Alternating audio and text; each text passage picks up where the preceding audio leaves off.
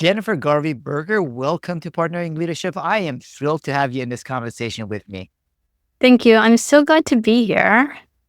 Jennifer, I absolutely loved your insights when I first read Changing on the Job.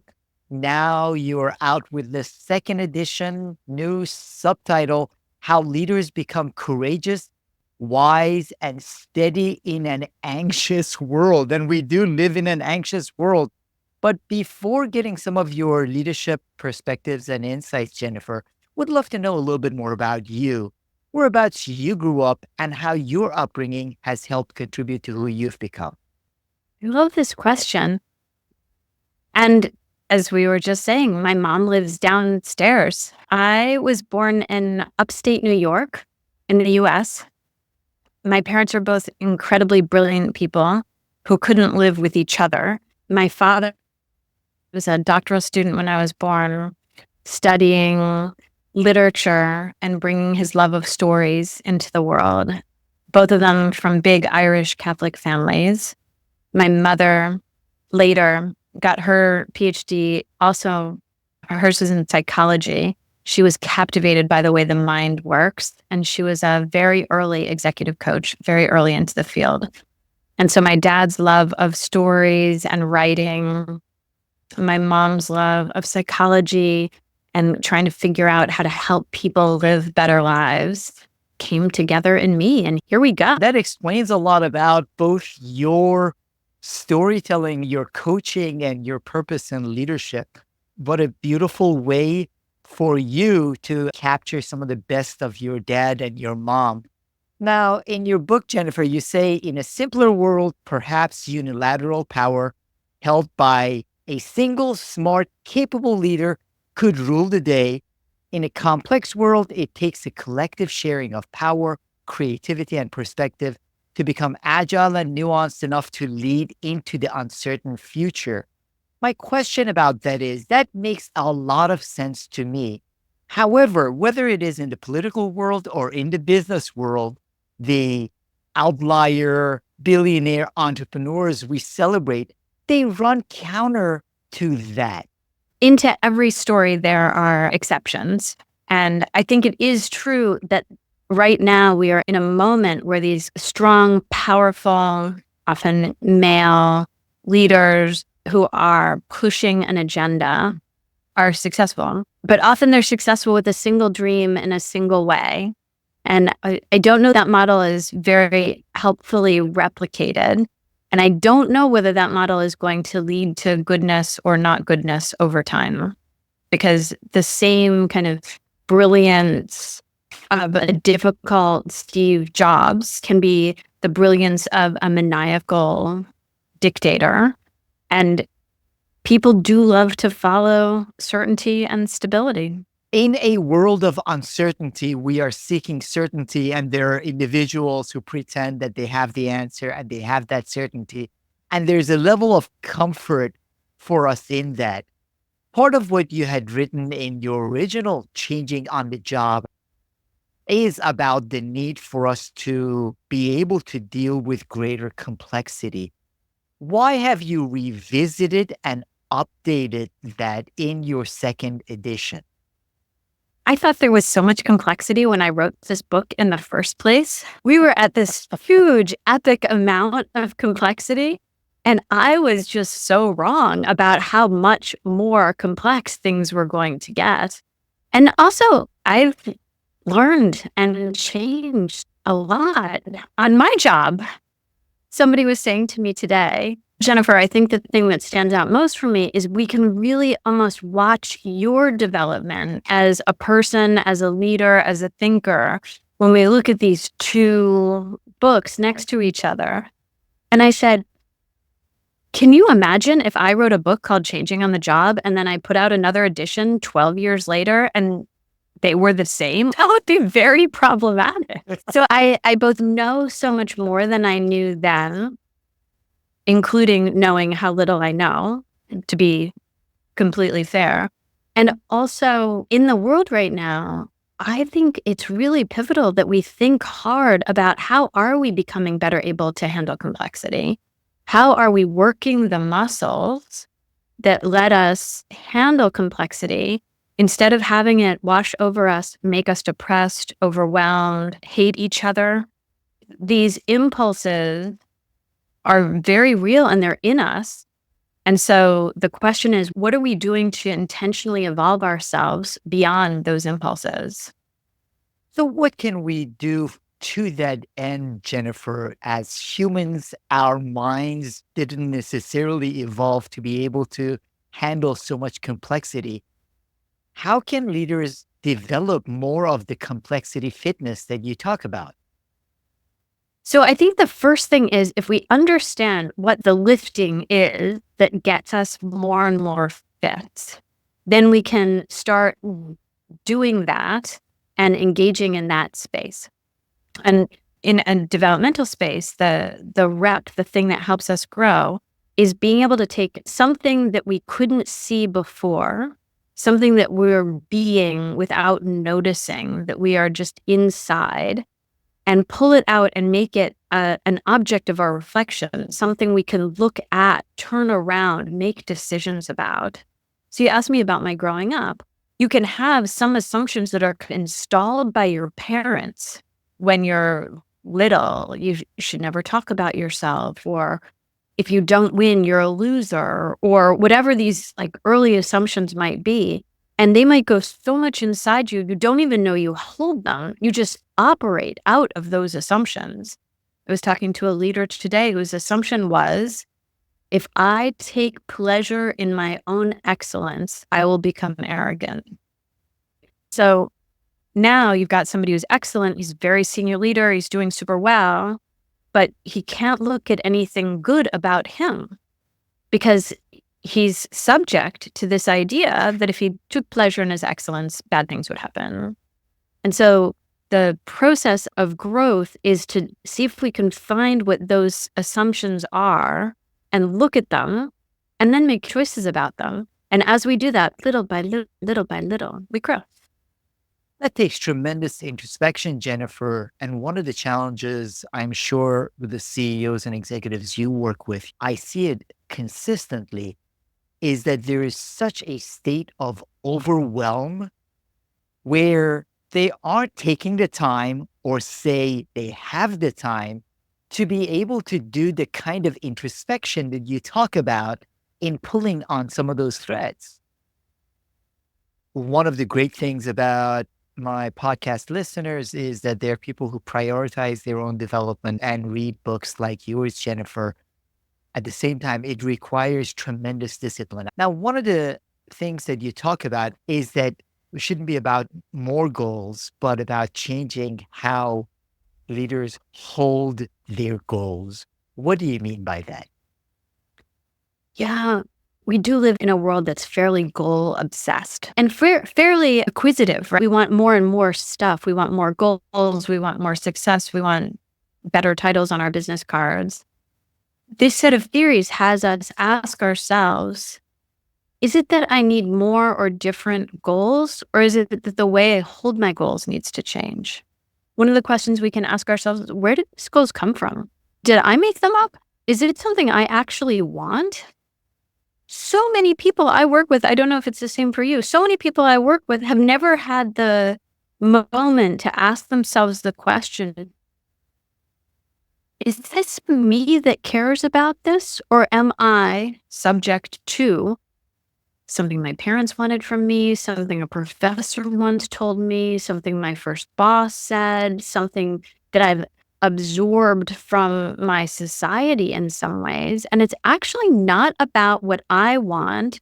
It's not about what's good for the world at all. It's actually just this, like, almost a compulsion. And so the first question we want to ask is, whose goals are they? And how do I know whose goals they are?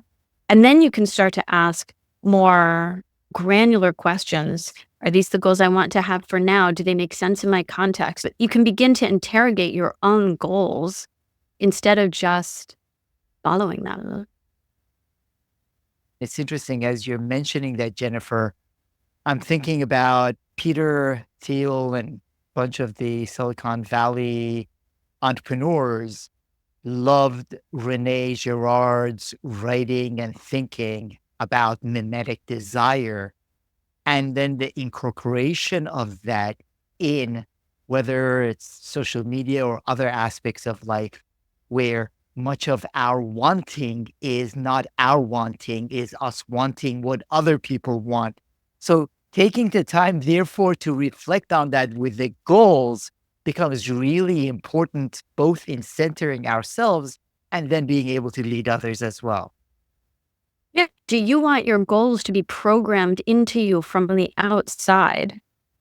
Or do you want to be able to pick up the pen in your own life and write your own story? Who's writing this thing anyway? Is a question I think all of us should be asking, particularly as you say, when there are so many people trying to write our story. They're not trying to write our story because they like us and want us to succeed. They're trying to write our story because they want us to buy stuff, right? Or they want us to work harder for them. That makes sense. They have their wishes and they're trying to get us to participate in their wishes. Changing on the job is just suggesting you might want to think about that. And you might want to think about, where are your wishes? And do you have a sense of that for yourself? In doing that, you talk about the developmental stages that influence leaders and how they interact with the world. Yeah. So earlier in our lives, we tend to be focused on our own needs. It's all about us. And some people think of the sort of image that might pop into your head is of an early adolescent who wants what they want and they don't care what the family thinks about it. And they're slamming doors and in that sort of a space. And it turns out that kid is not just difficult. That kid can't yet take the perspective of his parents or her teachers. That right now, I call it self-sovereign because right now that person is the king or queen of a country of one person, right? That's everything. That's everything they can get. And everything they're doing is trying to figure out, how can my country succeed? Because of that, they have often a fairly black and white, me versus you, us versus them. It's my way or the highway kind of way of thinking about the world. And for a long time, we thought this was a pretty adolescent way of being. But it turns out that you can live decades into your adulthood and still have no capacity to take another person's perspective. And it also turns out that when you're hungry or sleepy or mad, you might slip into that space anyway, no matter how many perspectives you could take. When you're well fed and well rested and content, in the moment when you're hungry and sleepy and mad, you forgot how to take everybody else's perspective. You're not just not doing it, you just don't know how. Right? In that moment, their perspectives don't exist. They've been wiped off the map. That's the self-sovereign mind. Then over time, that mind, that being an island of one, is just too small to handle the complexities of the world. And so over time, you look around for buddies, right? Who's going to help me? Who's going to guide me? Who are my people? And what happens there is, we don't just know that they have another perspective. We actually take that perspective into our bodies, into our minds, into our own sense making. We breathe it in, and it might be your profession. It might be a religious community, might be your family. It might be your place of work, right? You can get socialized into any of these contexts. And as you're socialized into these contexts, you become the we. You know what's good because they told you what was good. You know what success is because they told you what success is. You know whether you're doing a good job because they tell you whether you're doing a good job. And this we call the socialized mind.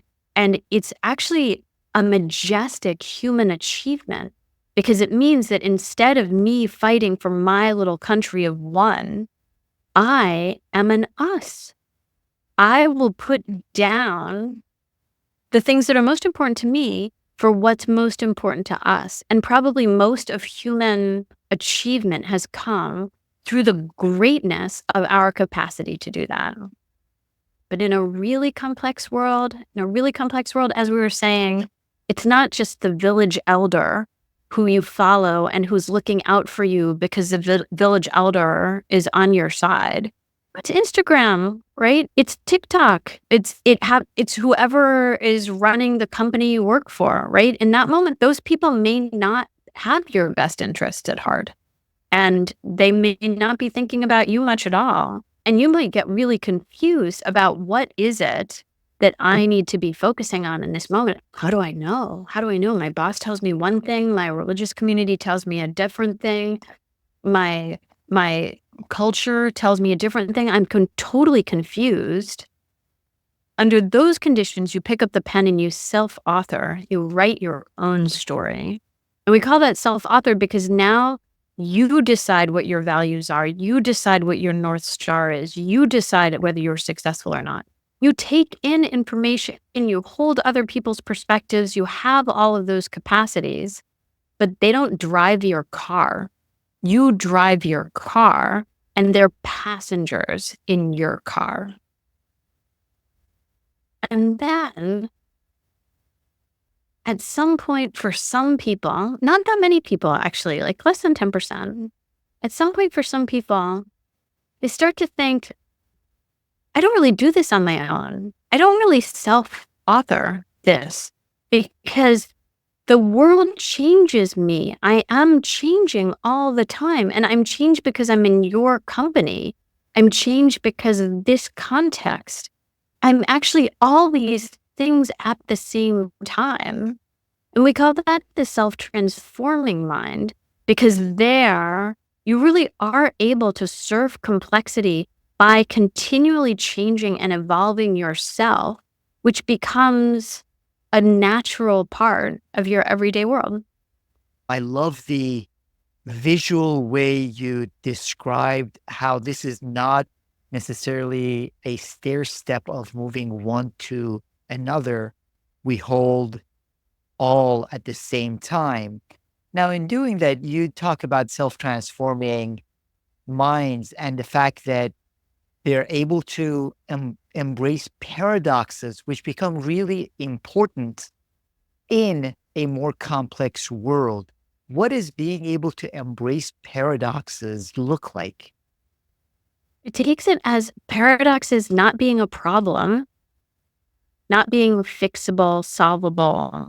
Paradoxes being a part of what it means to be alive right now. Probably what it's always meant to be alive, but particularly in this moment, paradox is what we've got. That is the core shaping mechanism of a lot of our experiences, and able to deal with it and negotiate those paradoxes without having the tension pull us apart or have us polarize out in the world is one of the gifts of that mind. One of the challenges that I find is many of the CEOs and leaders I have conversations with is that they understand some of this requirement, but their perception is that their followers, people in the organization, require for them to be more definitive, more certain.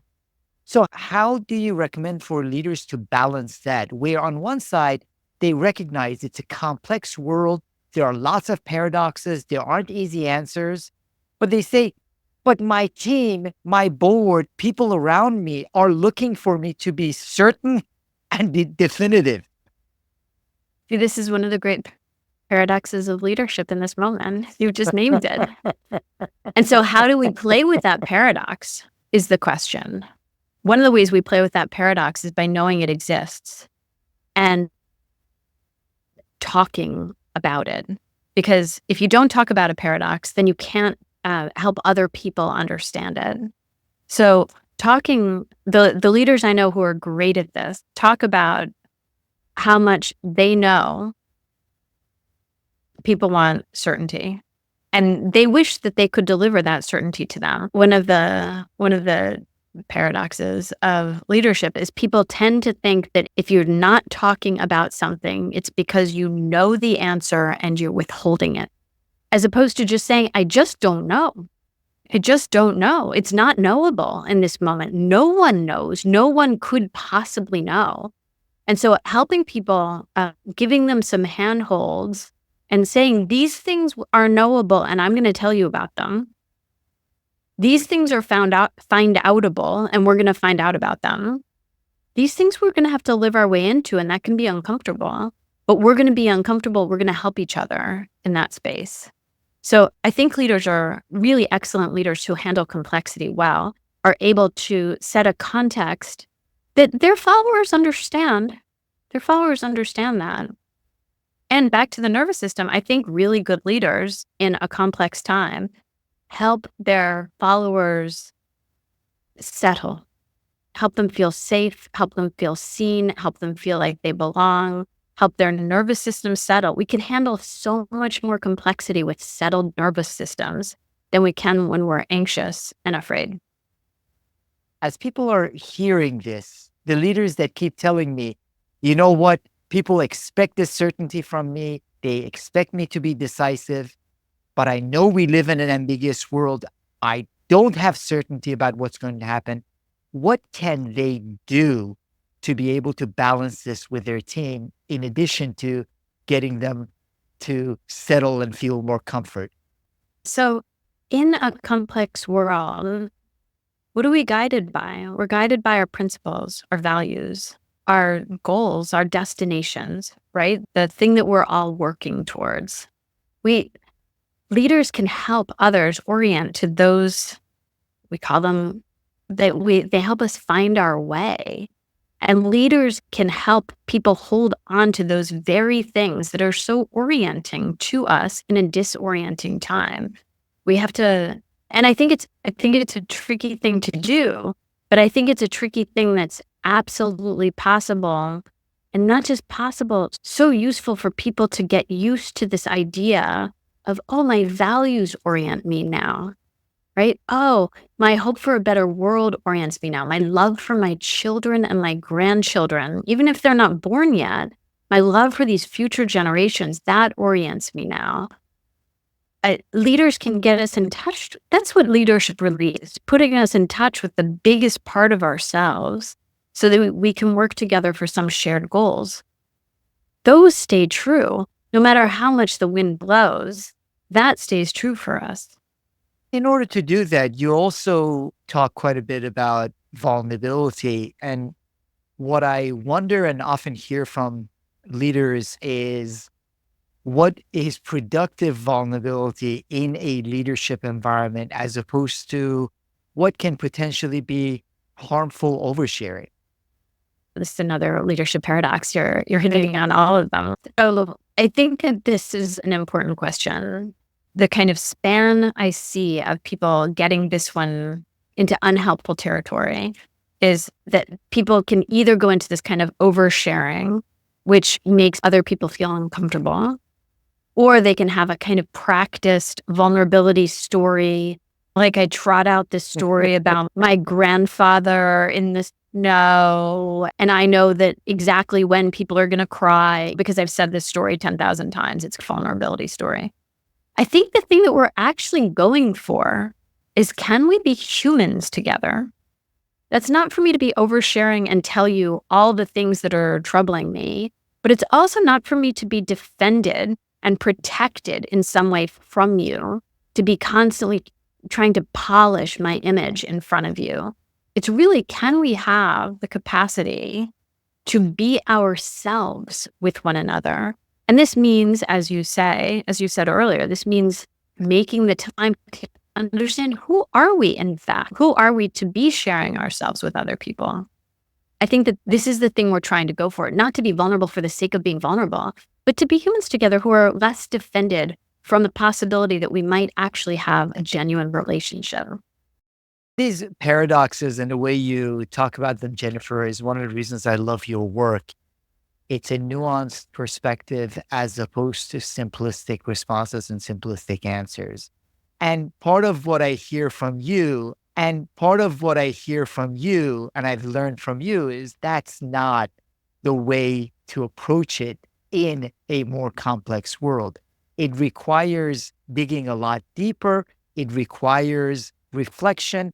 And there are lots of paradoxes and lots of nuances, no simplistic answers. this is the reality of our time, I think. If we cannot grow ourselves into that space, we cannot tackle the challenges we face. We don't stand a chance. That the issues facing humanity are bigger than humans have ever faced before, ever. Simplistic is really not going to do it.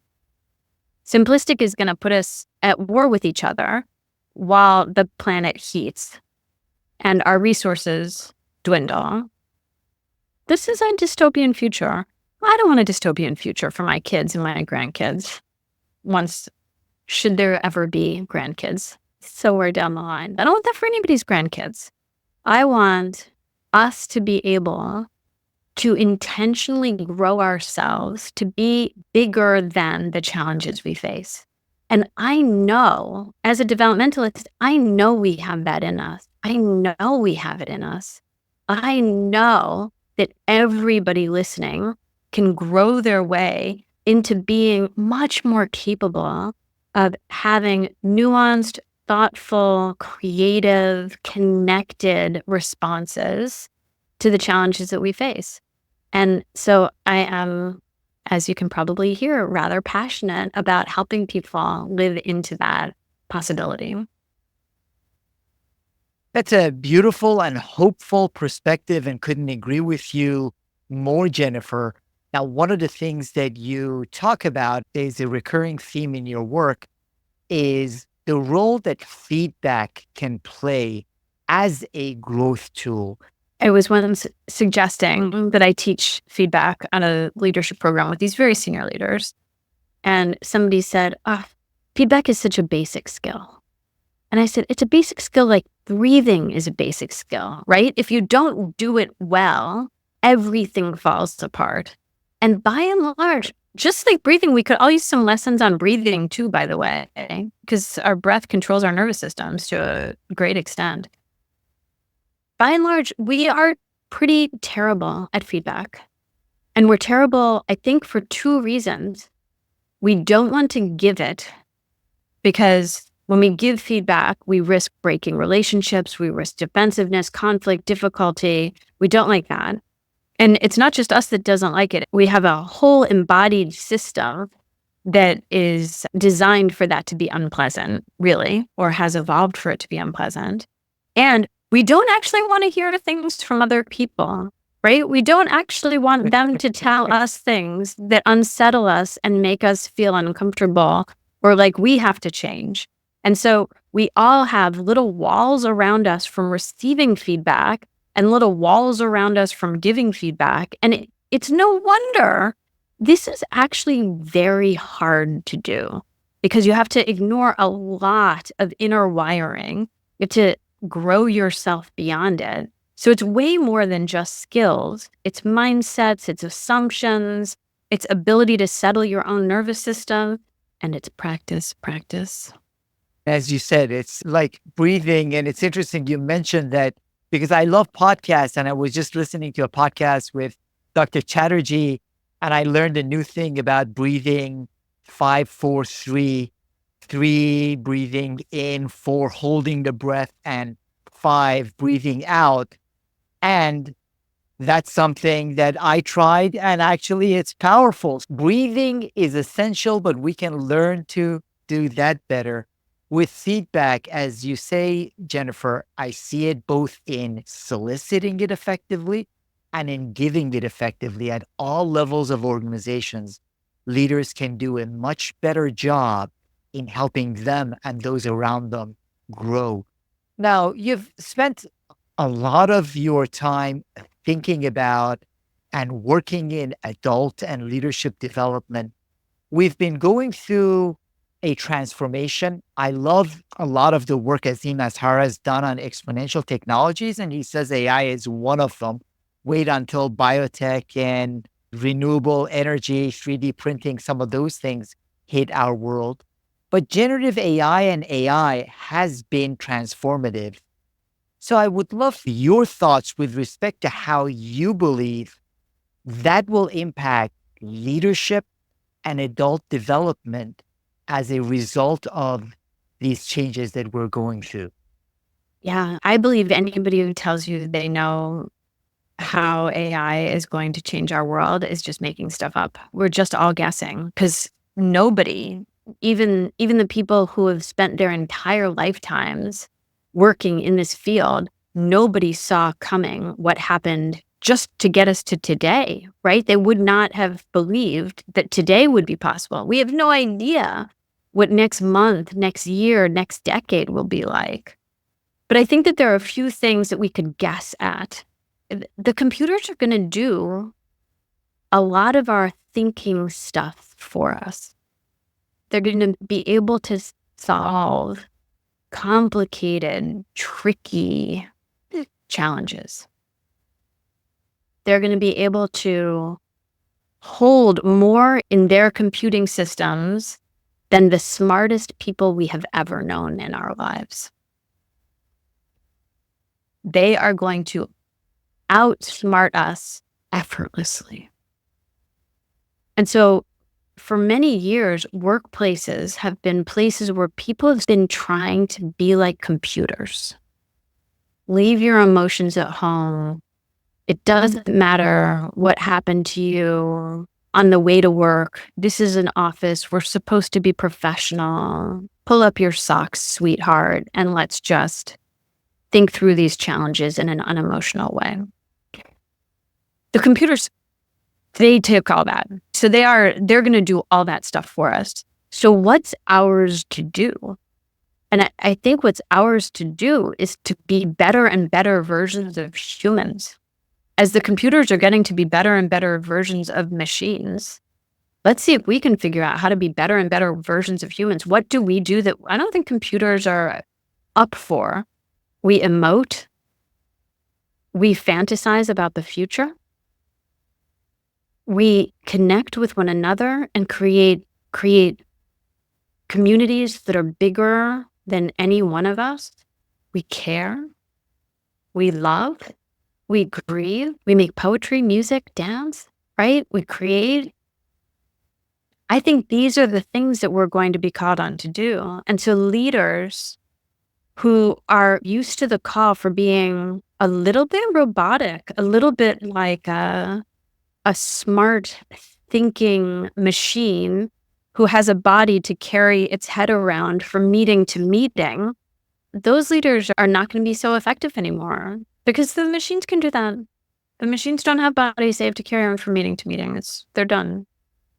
The thing that's left for us to do is to connect better, create better, dream better. It's a beautiful challenge for all of us, Jennifer, in an age where, as you said, robots, pretty soon robots with the physiology of a robot, but at this point, the LLMs can do much of what was once thought as work. It's an opportunity for us to become more human, both as individuals and as leaders. Now, you talk about the tension between clear direction and a certain level of outcome orientation, which has been part of much of leadership and much of how organizations operate, and the comfort with ambiguity, which is essential in complex systems.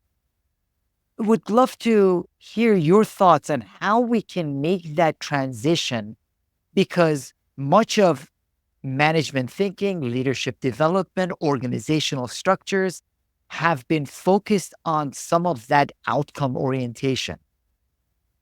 Which is totally understandable, right? It totally makes sense that I'm your boss and I am responsible for doing these things. So I get you to be responsible for doing those things so that I can be responsible for my things, so that I can get my bonus and make my boss happy, right? It makes total sense that we've thought of organizations as much as possible as machines, right? Where we can keep out too much complexity, too much interdependency, too much messiness. It's so messy to be human. It's so messy.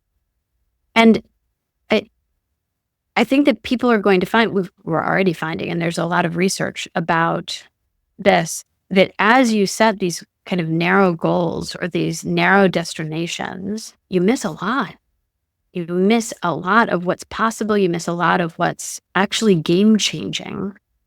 And I think there's going to be a whole set of organizations who need to be focusing continually on game changing, reinvention, because the world is changing so fast. This idea of reinvention is really important. And you can't have reinvention as a goal, right? There's no way to do that. Reinvention is an emergent property of a creative system. And so what we need is a creative system. And leaders need to be able to lead creative systems to create the conditions for creativity to emerge from their system. And as leaders think of themselves in ways that humans have thought of themselves for years as gardeners, as tenders, as child rearers, like all of these endeavors are about creating something that we don't know quite what it is yet, but we know how to pay attention to today in the hopes that a better tomorrow arises. This is what we have to do now. This is what leadership is now.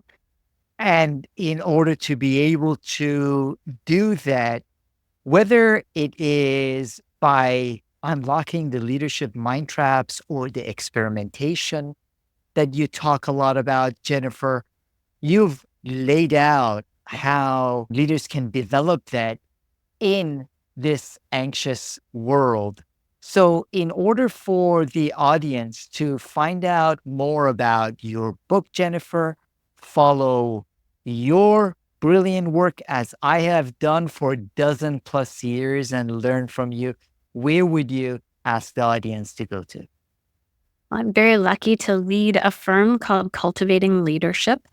You can see this idea of tending is important to me. I have spectacular colleagues. We're constantly writing, growing, changing ourselves, and trying to help leaders do the work that they need to do. I have the best LinkedIn community, I have to say. And so join us on LinkedIn. We think together, we laugh together, we create together. I have devoted basically my entire working life to helping people live into their possibilities. And I am here to tell you, they're wonderful. And one of the things I love, you mentioned this at the beginning as well, Jennifer, is that you have evolved your own thinking and you have developed and you have served as the kind of example that you tell other leaders they should follow. So I really appreciate that. And I want to end with a quote from your book that I absolutely love. The point isn't to be the hero and solve things.